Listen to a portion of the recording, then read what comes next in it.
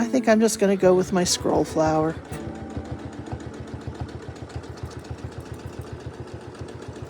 So I just make a little scroll here, and this is a variegated thread.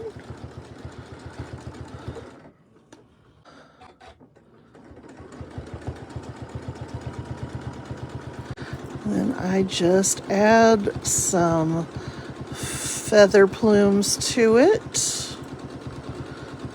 Not getting it too complicated or too dense.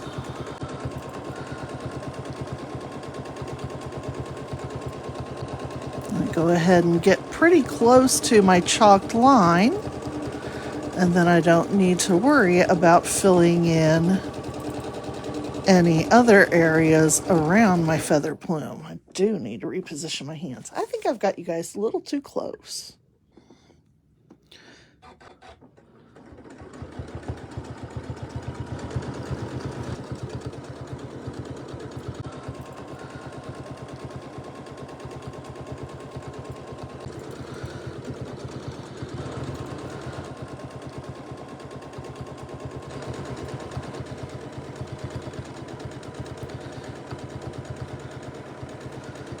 Gonna do a little circle right here.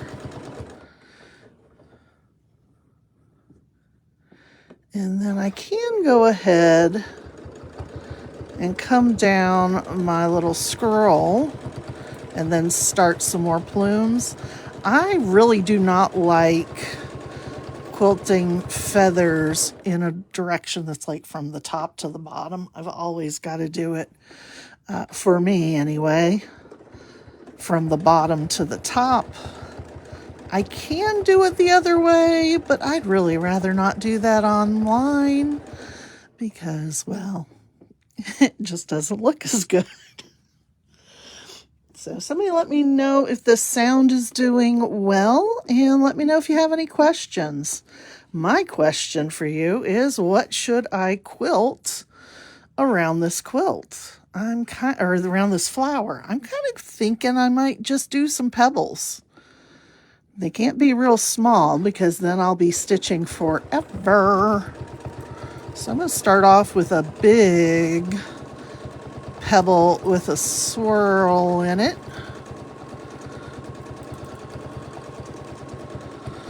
And then you got to come out, make another one, make a little one right here.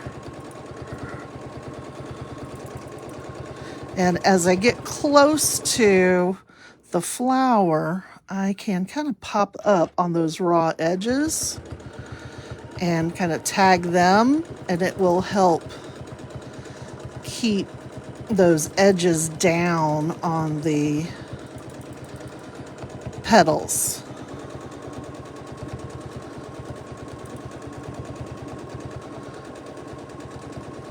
So I am not being too precious with my circles, just kind of flowing around. This one even has 2 passes around it. Thanks for watching. I'll see you in the next video.